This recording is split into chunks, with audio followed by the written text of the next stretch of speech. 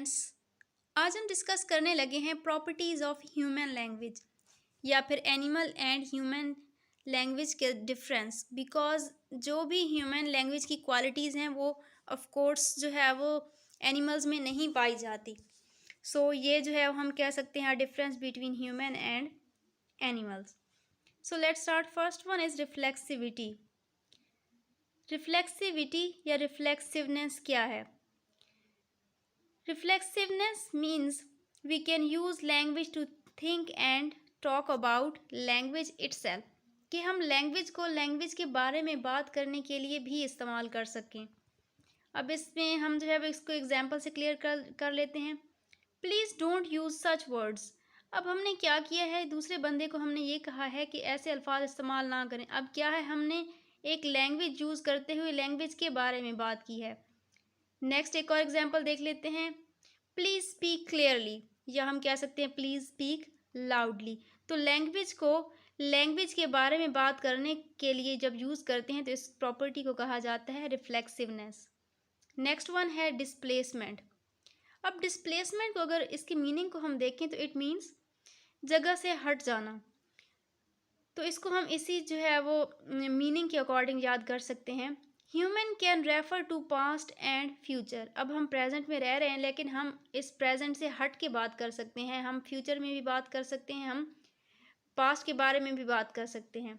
अब एग्जांपल देख लेते हैं। I will go to school. अब क्या है कि मैं स्कूल जाऊंगा। अब क्या है, हमने प्रेजेंट में बात नहीं की बट हमने क्या किया, हमने फ्यूचर के बारे में बात की है। It was a bad day. अब हमने पास्ट के बारे में बात की। तो लैंग्वेज की एक ये भी क्वालिटी है कि इसकी एक खसूसियत डिस्प्लेसमेंट है कि हम पास्ट या फ्यूचर के बारे में बात कर सकते हैं, जबकि एनिमल्स में ये क्वालिटी नहीं पाई जाती।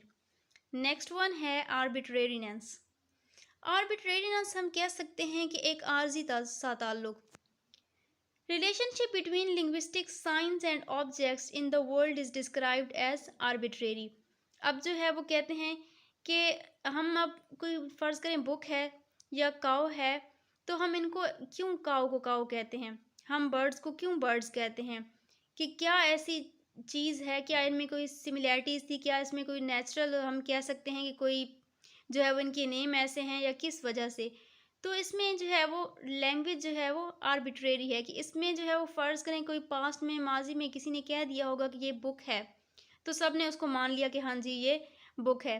अब ही एंड शी जो हम यूज़ करते हैं प्रोनाउंस, तो माजी में किसी ने मेल के लिए ही यूज़ कर दिया था, तो हम उसी रूल्स को जो है वो उसी रूल को अभी तक फॉलो कर रहे हैं। इसी तरह से जो सिम्बल्स और ऑब्जेक्ट्स हैं, हम उनको एक हमने उनके दरमियान आर्बिट्रेरी जो है वो आर्बिट्रेरीनेस का रिलेशनशिप रखा हुआ है। हमने किसी जो है वो कोई चीज़ हम बनाते हैं, उसको जो हम नाम दे देते हैं, फिर वही नाम चलता रहता है। दैट इज़ द रीज़न कि जो है वो एक चीज़ को हर लैंग्वेज में डिफरेंट नेम दिया जाता है। जैसे अब बुक है तो बुक को हम इंग्लिश में बुक कहते हैं, जबकि उर्दू में हम उसको किताब कहते हैं। नेक्स्ट वन है प्रोडक्टिविटी। अब प्रोडक्टिविटी एज वी नो कि means creativity, to create something. Language जो है वो इसको हम कोई बहुत जो है वो लेंथी सेंटेंसेस भी बना सकते हैं। मीन्स हमारे पास एक स्ट्रक्चर मौजूद है, हमारे पास वोकैबलरी मौजूद है, हमारे पास जो है वो एक ग्रामर के रूल्स मौजूद हैं। तो हम उनको यूज़ करके कोई भी हम अनलिमिटेड सेंटेंसेस बना सकते हैं, हम अनलिमिटेड बुक्स लिख सकते हैं। तो इस जो है वो क्वालिटी को नाम दिया जाता है productivity. Next one is cultural transmission. अब कल्चरल ट्रांसमिशन क्या है कि हम लैंग्वेज को एक जनरेशन से दूसरी जनरेशन में पास कर सकते हैं। जैसे हमारे इंस्टीट्यूशंस हैं, स्कूल्स हैं, कॉलेजेस हैं, तो हम जो है वो इनके ज़रिए यहाँ अपनी लैंग्वेज को नेक्स्ट जनरेशन में पास कर सकते हैं। या फिर जो है वो घरों में भी हमारे जो है वो हम जो लैंग्वेज बोलते हैं, हम उसको उस लैंग्वेज को नेक्स्ट जनरेशन को पास कर सकते हैं। Next one is duality. अब डुअलिटी क्या है? Duality is we can produce individual sounds and we can combine them in words, कि हम जो है वो लैंग्वेज को टू लेवल पे हम यूज़ कर सकते हैं। एक हमने जो है वो अल्फ़ाबेट्स हैं न म ब, तो हम इनको अलग-अलग भी प्रोनाउंस कर सकते हैं। नेक्स्ट जो है वो हम इनके वर्ड्स भी बना सकते हैं, जैसे बिन एंड पिन है। अब हमने इनमें जो है वो इनको उन साउंड्स को मिलाकर हमने इनके वर्ड्स बना दी हैं, तो इसको हम कहेंगे डुअलिटी। Thanks for watching.